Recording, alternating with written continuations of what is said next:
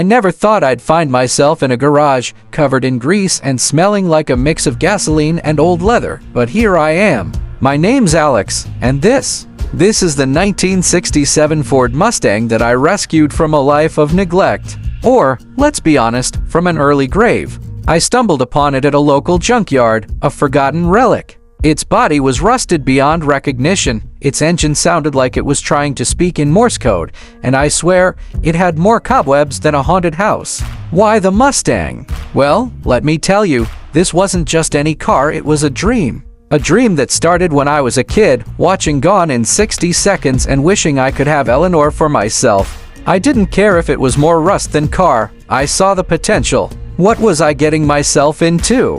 Who knows? But the price was right, and well, I was too far gone to say no. The moment I locked eyes with her, I knew I had a project on my hands. Step 1, the cleaning. Oh boy, the dirt, the rust, the smell of 50 years of neglect. It was like cleaning the inside of a trash can, but somehow more glorious. It wasn't just grime, it was history. Each swipe of the rag felt like I was slowly peeling away layers of a time capsule. By the time I was done, I had at least 5 different types of metal beneath my fingernails, and one very questionable shirt.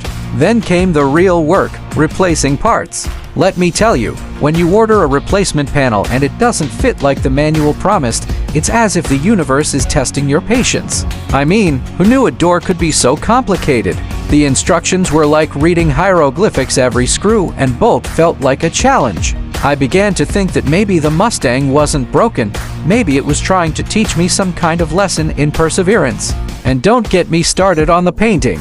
Oh, the painting. At first, I was afraid it was going to look like a child's art project, but after hours of sanding, priming, and praying to the spray paint gods, it began to shine. The Mustang slowly went from car that might kill you to car that might just kill you, but in a good way. The moment it finally started, that was a moment I will never forget.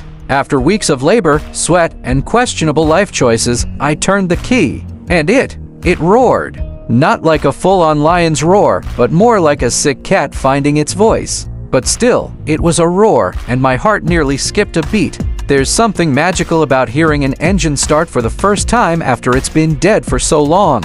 It's like the car is waking up, blinking and saying, "Hey, I'm still here." I swear, I almost cried. It was like my best friend had just taken its first steps after being in a wheelchair. It was beautiful. Now, the real test, the first drive. I slid into the driver's seat, adjusted the mirror which was still hanging on by a thread, and put it in gear. It wasn't a smooth ride, there were a few bumps, and I might have screamed like a little kid when the brakes nearly didn't work, but by God, it was magic. Every turn felt like I was in a movie, racing through the streets, wind in my hair, even though my hair was really just the air conditioning blowing through the window. When I hit the open road, I couldn't stop smiling. This was the moment. I had taken this dilapidated rust bucket, this relic of the past, and turned it into a machine that could still roar through time. Much like life, I thought sometimes you gotta strip away the rust, polish the parts that matter, and take it for a ride, even if you're not sure it'll work. So here's the takeaway, folks. Restoring a Mustang, or any project, for that matter, isn't just about fixing what's broken. It's about finding the potential where others see junk. It's about patience, hard work, and maybe a little bit of stubbornness. And if a rusty, old Mustang can come back to life, then hey, so can you. And when that engine starts roaring, you'll realize it's not just the car that's been restored, it's you too.